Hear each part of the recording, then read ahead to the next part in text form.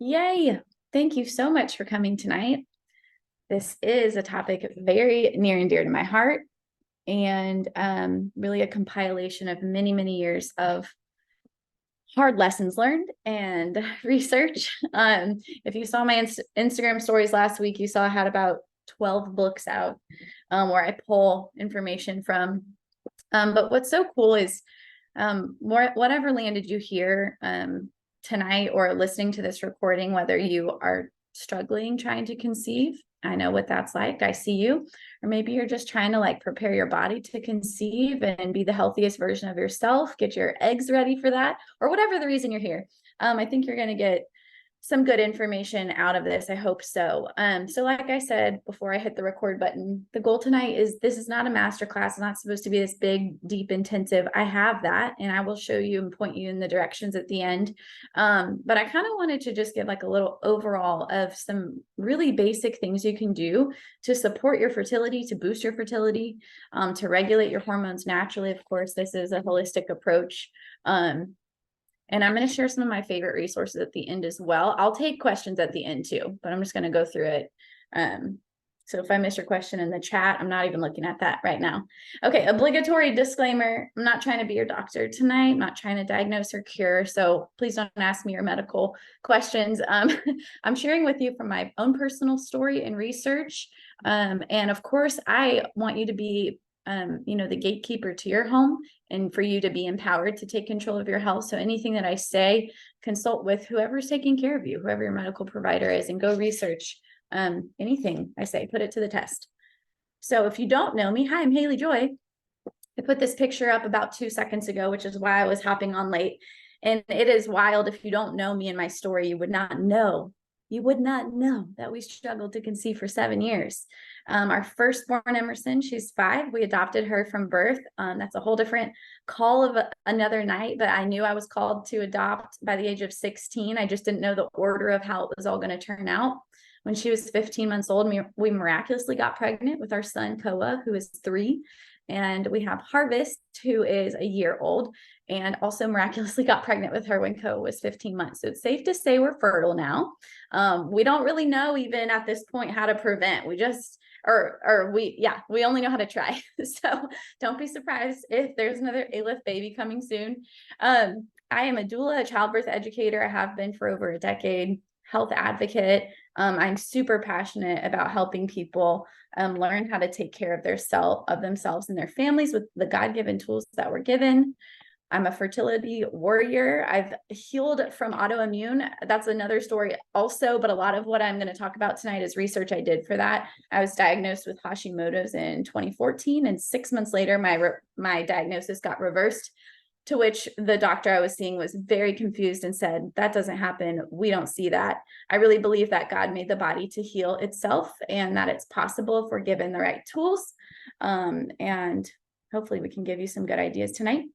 I lead a team of over 20,000 people where I teach Monday night wellness calls for them every single night, every single week. And I have for a year and a half, and it's super, super fun. Okay. I don't know how I'm going to cover this in 30 minutes, but we're going to try. We're going to talk about some common hormone disruptors.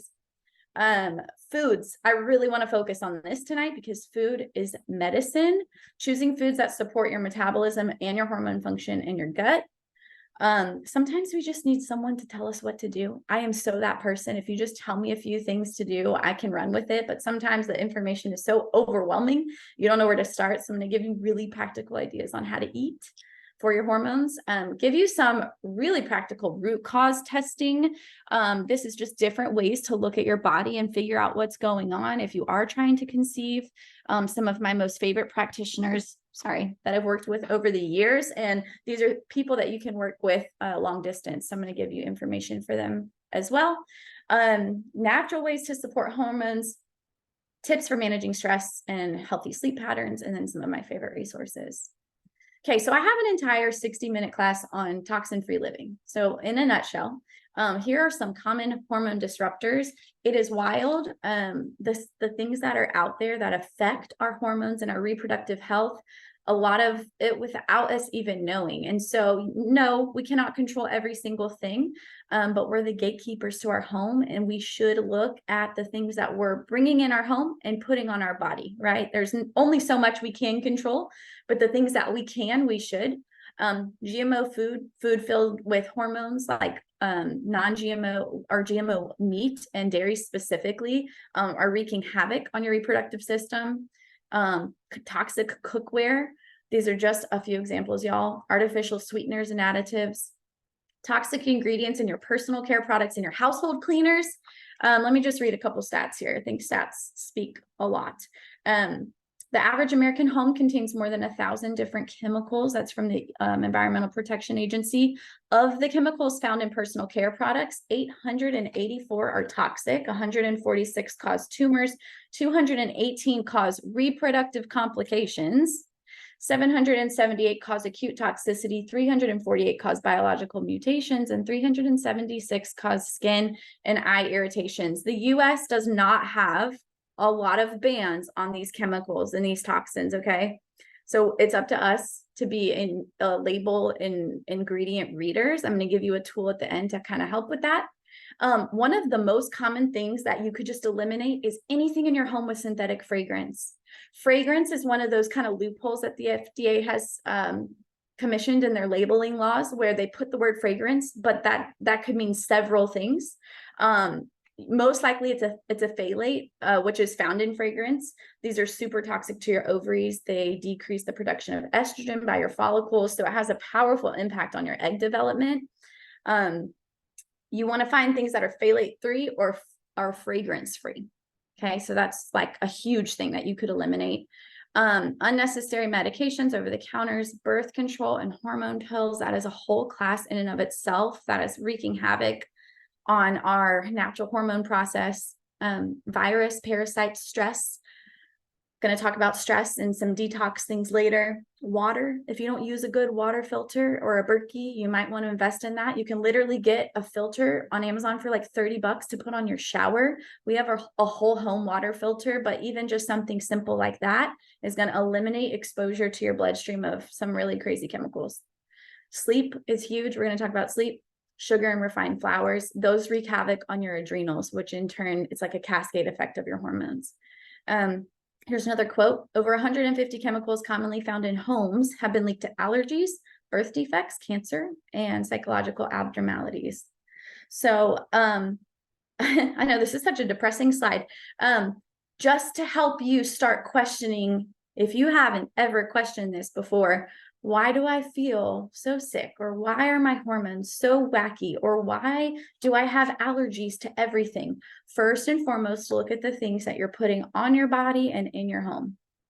If you need recommendations for plant-based products to swap, I'm your girl. Ask me. Okay. This is a really fun topic. There's a million diet recommendations and fads out there. Okay. So like I said in the beginning, I'm not your doctor. I'm not going to tell you this is a one size fit all. I just think that there's a lot of rabbit holes we could go on when it comes to nutrition. I think the simple and the most natural state of food is the best. Pro-metabolic eating, if you've not heard of it, it's a foods first approach. Okay. So the goal with pro-metabolic eating is you want food that is nutrient rich, micronutrients and macronutrients. Sorry. These things are bioavailable, which means it makes your body very easy for your body to digest. It's full of minerals. I know when we think of your metabolism, we think of losing weight, but your metabolic function is so much more involved than that. Directly plays a role on your hormone health, your immune function, your sleep. It also plays a role in how your body assimilates glucose and minerals and vitamins and fats and proteins and turns those things into energy. Pro-metabolic foods, this is not a whole list. This is just some things that might surprise you, because when you look at diet trends and fads out there, people hate fruit, they hate carbs, they hate dairy. And maybe your gut has suffered for some time from some of these things, but maybe it wasn't in its natural state or in a good quality, if that makes sense. So pro-metabolic foods, some of them include things like root vegetables. People are real scared of that, too high in carbs. Honey, maple syrup. Okay, these are things that are high in medicinal properties and minerals. raw milk and butter from grass-fed cows, eggs, raw carrots, bone broth.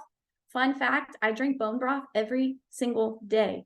And in postpartum, I keep it at my bedside in a thermos and I drink it all night long. Okay, loaded with minerals and goodness. Seasonal fruits, I think I mentioned that. There's kind of some things that I've copy and pasted twice in there. Whole dairy, liver and organ meats, and coconut oil. This is just a few examples. Okay, so a little outline of what this looks like is you want to eat enough calories. And this is really important for pregnancy too, because in pregnancy, when you don't eat enough calories, your baby is priority. That's the way God made it. And so it'll actually pull from your bones. If you don't need enough protein, it goes to baby, and now you start suffering. And then you see preeclampsia and you see gestational diabetes. So eating enough calories is so, so important for your metabolism to work and to work well. Eat when you wake up within 30 minutes. I know people say like, I'm not hungry when I wake up. Then you eat a snack. Make yourself, because you just fasted and now your body's looking for energy. One of the worst things you can do is skip breakfast or have coffee on an empty stomach.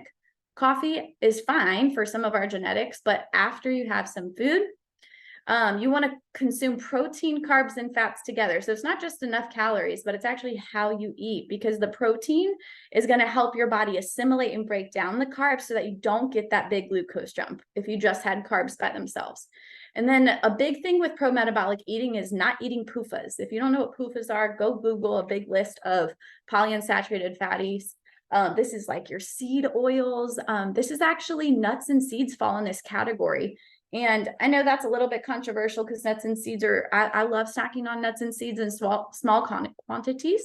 If you think about what like animals do in nature with nuts and seeds, they store them for the winter when they're like starving. They block your digestive system. They slow down everything, all your metabolism. And we have people being told that dairy is terrible for them, and they're consuming massive amounts of almond milk and nut milk, right? And it's blocking their flow and it's blocking their gut. So something to research. And I'm going to give you guys a really good podcast at the end that will shed some more light on this. Okay, but I want to talk to you about a really cool concept called cycle syncing. Okay, so this is not a hormone class. I have a 2-hour hormone class. If you want that, I'm going to share it with you at the end, because there's a lot here that I'm packing into a small slide. But the female cycle in a nutshell, 4 weeks, right? Or at least it should be. Your menstrual phase is your first phase of the cycle. That's when your bleeding occurs. Your follicular phase is the second phase of your cycle. That's when your ovary is preparing to release an egg. Your ovulation phase, the third phase, is when your egg is released from the ovary. And your luteal phase, the fourth phase of the cycle, is when the uterus prepares for a possible pregnancy. Okay, I'm not going to go into each of these phases right now in depth, but I will just tell you some of the ways that you could eat in these phases that are going to help support your body's natural rhythm and flow of hormones, okay, during that phase. This is such a cool concept to me, because if you pay attention to what's going on, every week there's an intention in your hormones of what should be happening when you're in balance. So the first week when you're menstruating, your estrogen is rising. Okay, some of the body needs in the menstrual phase is really that it's a time for rest and replenishing. Your body's undergoing a controlled inflammatory response to shed your uterine lining. And so nourishing yourself with nutrient-dense, anti-inflammatory foods is going to help you the best in this week. And we like to think of comfort foods, right, during this phase. And that's actually kind of on par with what you need. But I think we can do like healthy comfort foods. I'll give you some examples. Okay, so food, due to blood loss during this week, you want iron-containing foods. That's the most important while you're on your period. Sometimes people take like an iron supplement at this time if you really need that. But food is medicine. So if you do a good job focusing on iron-rich foods, I think you could see a big difference in balancing hormones. And so some examples would be beets, or beet juice would be wonderful. Broccoli, brown rice, chia seeds, dark chocolate. I love Lily's dark chocolate. It's no sugar, but it's very rich, iron promoting. Fatty fish like salmon and mackerel, ginger, iron rich foods like dark leafy greens like spinach, and also beef and lentils. kelp, seaweeds, quinoa. Quinoa is a perfect complete protein. It's got everything you need in a cup serving of quinoa. Turmeric, walnuts, water-rich foods like watermelon and cucumber. So a couple examples of how you could eat this week. Think of like a sweet potato and beef chili, like something really high in iron and hearty and warming and comforting. That would be awesome. You could do a salad that's filled with iron-rich spinach, high antioxidant berries, healthy fats like olive oil and avocado. If you've never tried an adrenal cocktail, this might be something that you're gonna see a huge difference in this one thing alone. Last night I was preparing for this class and I texted Jeremy, I'm feeling low energy. I need an adrenal cocktail. Okay. So this makes our adrenal glands really, really happy. And when our adrenal glands are happy, the rest of our glands respond and it's a hormone cascade. Okay. An adrenal cocktail is basically a mixture of electrolytes and minerals that really nourish your body. So, and it's magnesium, sodium, potassium. What he made for me last night was a little bit of milk, salt, maple syrup, and orange juice. I know that sounds really weird. It's absolutely delicious. And within 3 minutes, I felt so good. And then I followed that with a cup of bone broth. So look into adrenal cocktail, lots of recipes online. Also, there's a brand called Jigsaw Health. They actually make an adrenal cocktail, just a powder, and it has added vitamin C to it, which is awesome. I drank that throughout my entire pregnancy with Harvest. Like I said, beet juice would also be good this week. Also, healthy hot chocolate. Paleo Valley makes a bone broth hot chocolate. Absolutely amazing. Okay, foods to avoid in this week would be sugary foods and alcohol, which dehydrates the body. All right, week 2, the follicular phase. This is the phase where your estrogen and your testosterone are rising until they peak. So your body needs here are to help stave off any like cramps or headaches and difficulty sleeping. You want foods that are high in magnesium. So leafy greens, avocado, chocolate, bananas are some good examples.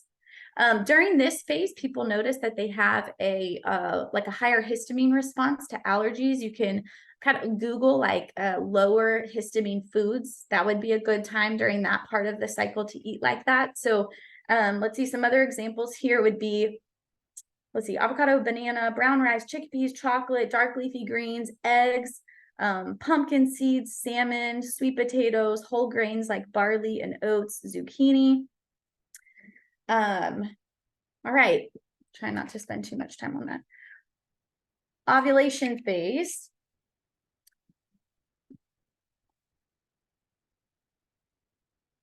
Sorry, my notes got out of whack. This is your week 3 of your cycle. This is where your progesterone is rising and your estrogen and testosterone are dropping the first half of the week. And then the second half of the week, your estrogen is rising again. Okay. Food needs during this time. Oh, did I? Okay, good. I thought I mixed those two up. You really want to support your body's natural detoxification pathways to help eliminate the used hormones from your last week, your follicular phase, and to help your body easily metabolize food. So you want to focus on liver-loving foods. So vegetables, antioxidant-rich berries, protein. This is a week of helping clear, detoxing your system, supporting your liver. Think of green juices during this time. Let's see what else. Asparagus, strawberries, raspberry, blueberries, flax seeds, chia seeds, green leafy vegetables, tuna, zinc-rich foods like beef and pumpkin seeds. These are foods that are easily digestible. During this phase, women can start to have digestive issues. And so eating like that is really, really going to help. Your last phase, the luteal phase, week 4. This is where estrogen and progesterone actually plunge, but your uterus is also preparing for a possible pregnancy. Okay. What is going on here? Typically, if you have PMS symptoms, they're very common, but they're not normal. So that could be like a mood swing or headache or digestive imbalance. That's your body actually telling you that something's off hormonally. Fun fact, I've never had a period cramp in my life. I did not know how many women suffered with that, but cramps from your period are also a sign that your body needs some more balancing. So this is a good time to focus on micronutrients, those little things that are going to make a really big difference in your cells. Some examples of like specific foods to eat here would be chickpeas. Chickpeas like hummus, that's an ingredient in hummus. Of course, there's other things like tahini, but that's actually a great source of B6. It helps with progesterone production. Kale and other dark leafy greens are great for balancing your hormones. They actually prevent estrogen dominance. Coconut yogurt is full of probiotics and also really good fats, which are both going to be good for your mood, stabilizing your mood and thwarting PMS and food cravings. Sweet potatoes would be good this week. This is rich in vitamin A. They actually help your liver break down excess estrogen. They also balance out your blood sugar and your mood. And then bone broth. I feel like bone broth every day is great. Like I said, it's a great source of electrolytes, magnesium, calcium. If you have headaches or migraines or fuzzy headedness that comes with PMS, try bone broth. I know it sounds so simple, right? All right. Cycle syncing. There is so much there. Okay, I want to get into a little bit of, oh wait, sorry, one more thing. If you struggle with PMS cramps, raw carrot salad. It's literally shaving raw carrots. You can do a little olive oil, a little vinegar. A turmeric shot would be great. That's lowering your body's response to inflammation. There's two more little tips there. Okay. And sorry, I'm not looking at the chat at the moment, but I will. So some testings to consider if you've been trying to conceive for a while. And I know tonight I am talking a lot on the women. I know that the men play a huge role in this. And so I didn't even go there. Of course, there are certain tests that the men should do to see their quality of sperm and how all of that's functioning. I'm kind of more focusing on hormone health, obviously. Yes, Anna, desiccated beef liver. Yes. I have a like a supplement page coming up soon, but yes to that. Yes, Catherine, definitely. Okay. Consider testing your vitamin D levels if you have not checked those, if you've been trying to conceive for a while. Consider seeing if you're celiac, if you need to completely avoid gluten. When I was in midwifery school, which was forever and ever ago, I learned that we are in what is considered the age of infertility. How sad is that? That our generation has suffered with more loss and hardship to get pregnant than any other generation, which is no surprise at what has accumulated with toxins and all these things over the years. But I specifically remember that my midwife, my professor said, if most of these people would eliminate GMO wheat, like gluten, and I'm not talking about the good homemade sourdough, organic, ancient grain flour, that should be on a whole different level. We shouldn't even consider, what's bread. But gluten is really a toxin to the body and really, really hard for us to digest and causes a whole lot of problems. So consider celiac testing if you've never done that, if you find that you have reactions to wheat. Okay, this is a specific lab test. Actually, I learned about this with my sister-in-law. She had about 10 blood levels checked that all said her progesterone was normal. And it wasn't until she did a saliva test that she said her progesterone was like almost non-existent. And this was after a few miscarriages. And she had a successful pregnancy after that because she realized how low her progesterone was. So yes, blood work can give us some information, but it actually changes. Your results can change the day of, depending on what you ate. I think saliva gives us more of a longer picture of health and what's going on than the day-to-day blood work. So this specific test is from you can go look it up online. ZRT Lab Profile 1 is the name of the test. You can actually bring this up to like your OB or your medical doctor and say, can you order this for me? Because they'll probably have to order it for you. So it's not a fertility test per se. It's a saliva hormone panel that tests for estrogen, progesterone, cortisol, DHEA, and testosterone. So it's going to show you a panel of all of that.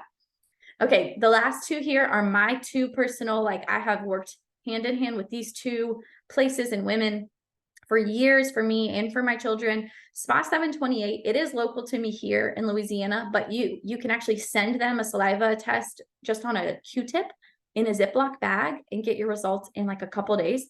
The women there are amazing. Paulette and Tasha, that's their website, spa728.com. Okay, it's root diagnostic testing. So your results, and y'all, I do this if my kids are dealing with something and I'm naturally treating them and not seeing a difference, and I'm like, maybe this is not a virus, maybe this is something different. This saliva test is going to pull for mold, fungus, bacteria, virus, parasites, food, and emotions. It's really, really vast from just a swab of your saliva. Usually what they recommend to treat whatever's going on, they might recommend a cleanse, a gut cleanse. They might recommend homeopathics that they actually make in-house, and they'll send you like a tincture of your own personal formulated homeopathic or essential oil. So it's really, really cool. Genetic testing.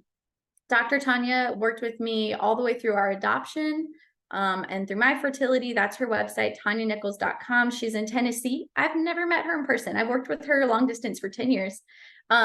I, was kind of scratching my head when I was trying to get pregnant as to what all was going on. It wasn't until she read my genetic data that I was able to piece together certain foods and certain things that my personal genes, my body was rendering toxic. So like, for instance, I just thought this one was interesting. A lot of people for fertility will recommend vitamin E. And for my specific genetics, that is really, really bad. And my body doesn't like it. And I would never have known that until I was actually taking capsules of it at the time. Until I did that testing, I also learned about some foods that I was eating that I should not have eaten. And so that is kind of a more specific, deeper look into what's going on in your body. But I appreciate it because we're all so different. And so even me here tonight telling you to go eat XYZ foods, you should still look into your genetics and see if those things are good for you. I didn't give you the disclaimer again. Okay, let's go back.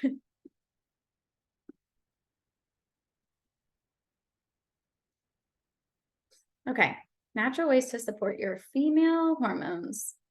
Okay, there's a lot of oils. There's a lot of things out there I could recommend, but I'm just going to give you the basics, okay? These 3 essential oils are the trifecta of hormone balancing.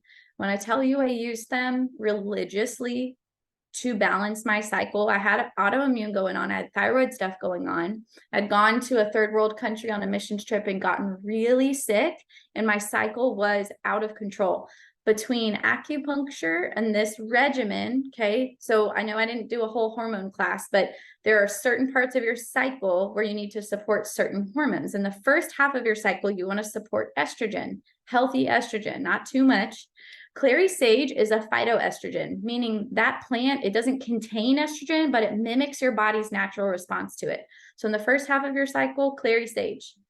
The second half of your cycle, from ovulation on, Progestins Plus. This is a natural progesterone that comes from wild yams. Synthetic progesterone, simply put, is cancer causing. Look it up, look into it. There's a warning on the label. It's really, really hard to find bioavailable progesterone. This supplement is very gentle. If you need a lot of progesterone, I think Progestins Plus to be equivalent to a prescribed dose is 40 drops a day. Okay, the normal person is taking 5 drops of Progestins Plus a day. But either way, it's very, very effective. Endoflex, that's a daily. I use it 3 times a day, y'all. I roll it right on my neck, on my thyroid. So it's balancing the thyroid. That's only 3 recommendations. There's a lot more out there. Those are like the trifecta that I would recommend to anyone, no matter what hormone stuff they're dealing with. You put a label on it. I recommend those 3 for just balancing hormones in general. Okay. And I also really like acupuncture and chiropractic, which that's, other modalities, but more things to help get your energy in your body flowing in places that maybe energy is blocked. I'm putting this here and at the end so that you don't forget, or just do it now. Text hormones to this number, 985-218-8868. And I'm going to give you a list of these specific products, and you'll see, I'll ask you specifically if you know what you're dealing with. If it's liver stuff, if it's adrenal stuff, if it's thyroid stuff, I will give you specific recommendations. Okay, homeopathics, I'm just going to refer you to SPA 728 because there's a million homeopathics out there for supporting your hormones. And I think you need some specific to you and what you're going through. Supplements, okay? This is another one of those things I would still say, get your genetic work done before you start taking a bunch of supplements, and also eat real food and get your medicine from that first, and then supplement in the areas that you really just need extra. I don't think we do our bodies a whole lot of justice when we're eating crap and then we're taking 12 pills a day. It's like so backwards to how it should be. I'm a big fan of powdered supplements, but if you know that you're lacking and you need these extra things, I think it's great to supplement B vitamins. I take B12, Super B.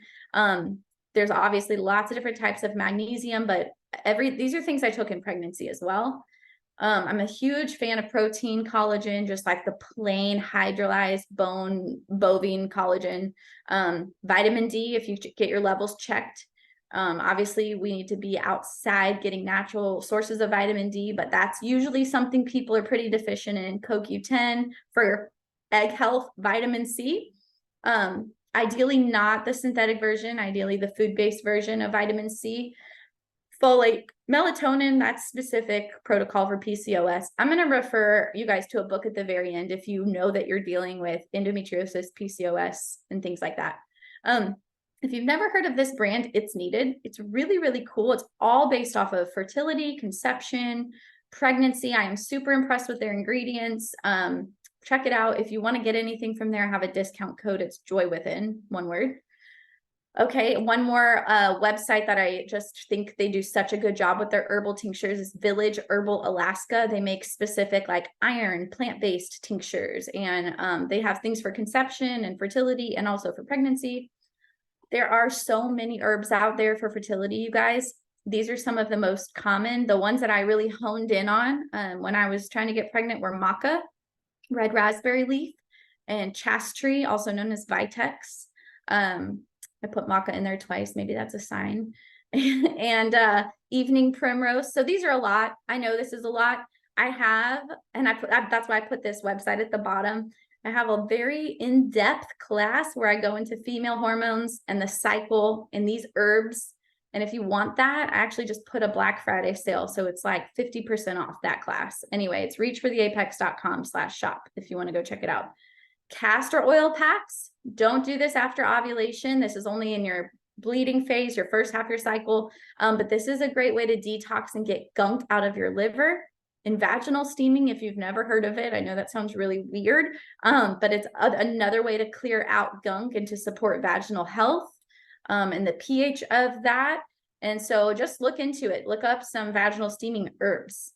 And you just literally steep them, steep them, put them in like a pan or a bowl, and you sit over them. I know that sounds crazy. You let the steam come up. Listen, desperate times, these things really work. Okay. Managing stress. This is a big one. I saw this quote and I was like, wow, that really resonated. Your body is smart. It knows that periods of stress aren't good times to have a baby. Your body is like, nope, can't do it right now. You're not in a good place. Our body protects itself. So managing stress is so important. I want to put it as like the same level as food, like it's up there. So some really simple ways to manage stress: nature, getting off of screens, fresh air. That's how you get a bunch of vitamin D. Do you guys know that we actually like assimilate and absorb vitamin D in our eyes? Yet how many times do you wear sunglasses when you go outside? Fun fact, I haven't worn sunglasses in 2 years. I used to be like, I can't see without sunglasses. Actually, your eyes get used to it. Your eyes need to be exposed to vitamin D in the sunlight. A Sabbath day, pick a day of the week that you do absolutely nothing but rest, and rest your mind and rest your body. I promise you that is gold for your body. And I don't care what sacrifice you have to make. If it's a day off of work that you can't go to, it is so worth it. So worth it for your health and your body. Obviously, body flow. I am not in a season, just being honest, I am not going to the gym and lifting weights and cranking it out the way I used to. If I get in a walk every day and stretch, I am good. I am feeling so good. You want blood flow. You want oxygen flow. You want energy flow. That is so important. And obviously, that's going to give you feel-good hormones too and make you feel really happy. Simplify. That's a great thing for mental health. When you're like, just clutter is everywhere and you're just surrounded by stuff, that is so stressful. Can't tell you how good it feels that I just purge like 8 bags of ridiculous amounts of kid clothing and toys, and we're all better for it. Process with somebody, talk about it. When we stuff and ignore and numb and cope, it actually leaves like a mark in our body. Our emotions, there's a great book out there called Feelings Buried Alive Never Die. They just find a resting place in your organs and in your cells. So talking things out is so healing. It's so, so good, especially if you've been trying to conceive for a while. We have to be able to process that and talk that out. It's a huge way to manage stress. It's Needed brand makes a stress supplement, and Young Living makes an oil called Stress Away. These things are amazing. Like, let's use them. They're so good for us. Okay, wrapping it up here, almost done. Sleep is obviously so important. I told Jeremy last night, I think this is the one part of my health I really, really am lacking on. I nurse 2 kids in the night for one. I go to bed way too late and I wake up too early. And so this is not conducive for hormone health. This is not conducive for health in general. A couple of things you can do here. Eliminate blue light exposure, just even an hour before bed. It's so dark right now. I should have my blue light glasses on, but like you can see on my phone, well, maybe you can't, my screen is yellow. You can turn off your blue light on your phone, and I set it for sunset. You could keep it like that all day. Your melatonin is regulated in your eyes and in your brain and your pineal gland. And so it's very confused when you're exposed to blue light. It's a cascade of hormones starting there in your pineal gland, in your brain, all the way down. So that like supporting your brain before sleep is a huge way to support your hormones. Magnesium, if you really struggle with sleep, there's a lot of different great magnesium brands out there. You can reach out and ask me about them. There's different types of magnesium for different things. But that's great for sleep, obviously eliminating stress and more time outdoors. I promise you're going to sleep more. I do not sleep as hard as I do. I sleep so hard in Idaho more than anywhere else. And that's because I'm outside all the time there. Gut health. So gut health is linked to literally everything, but poor sleep is a sign that your gut might be a sign that your gut needs some help. Probiotics. I take 2 Life9 probiotics before bed every night. And that's a great way. That's a great time to take probiotics too, because your digestive system is resting and it's able to absorb all of that. And then also vitamin D, if I've mentioned that like 5 times today. Vitamin D is a pre-hormone that makes your hormones needed to regulate your sleep-wake cycle. Okay, last but not least, I somewhat stayed on time. That's not too bad.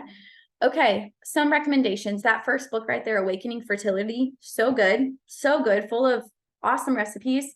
That author, which I'm not even going to butcher her name, Hing Ao, also writes a pregnancy book and also my favorite postpartum book called The First 40 Days. Okay, love that book. It starts with the egg. That's the book recommended specifically for endometriosis, PCOS, and IVF. The Garden of Fertility and Taking Charge of Your Fertility is just way deeper into the cycle, your cycle and your hormone regulation. Real Food for Pregnancy, I feel like get it now because you might as well just start eating this way now. So it's not a shock when you're pregnant. Taming the Dragon Within is specifically using oils. That's actually a Young Living book, but specifically oils to regulate hormones. And then the Woman Code. Okay. The first one under other, the Freely Rooted podcast, that's the one I recommended for pro-metabolic eating. Really wonderful podcast. You're going to learn so much about food. These girls that started this healed themselves with food naturally from endometriosis and thyroid issues and all these things. Don't text fertile. That's wrong. Text hormones to that number. Not fertile, hormones. There is a fertility in there too. Dr. Dan Purser, he's the world's leading hormone health expert for both men and women. He is the one who created Progestins Plus with Gary Young. He does telehealth. He's located in Utah, but he can do virtual hormone, y'all. He's a medical doctor that knows all the natural things. He's amazing. Oh my gosh. Okay, some apps, Flow Living, that tracks your cycle in each phase of your cycle. Last but not least, I mentioned this in the very beginning. If you're brand new to, wow, I did not realize half the stuff in my home is toxic and might be messing up my hormones, and you're a little overwhelmed with that, there's an app called the EWG app. You literally scan a label on on your product. Like you could take your deodorant or your toothpaste and you scan it on this app, and it's going to pull up for you and tell you how dirty or clean your product is. So you know if it's worth keeping or not. Isn't that cool? All right, that's it, y'all. And then there's it again for the third time, text hormones. While I have everybody here,